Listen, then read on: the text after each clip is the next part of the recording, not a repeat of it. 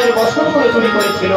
আজ গোপীগণ মনে মনে চিন্তা করছে যে ভগবান ইন্দ্রায় মগ্ন হয়ে গেছে, আজকের ভগবানের আজ আমরা বাসিটা চুরি করবো। এই বলে ভগবান যখন নিদ্রায় মগ্ন, তখন সেই সুযোগ পেয়ে রাধারানী আর সমস্ত গোপীগণ ভগবানের বাসি চুরি করছে। আপনারা জয়ধ্বনি করবেন, শব্দধ্বনি করবেন, জয়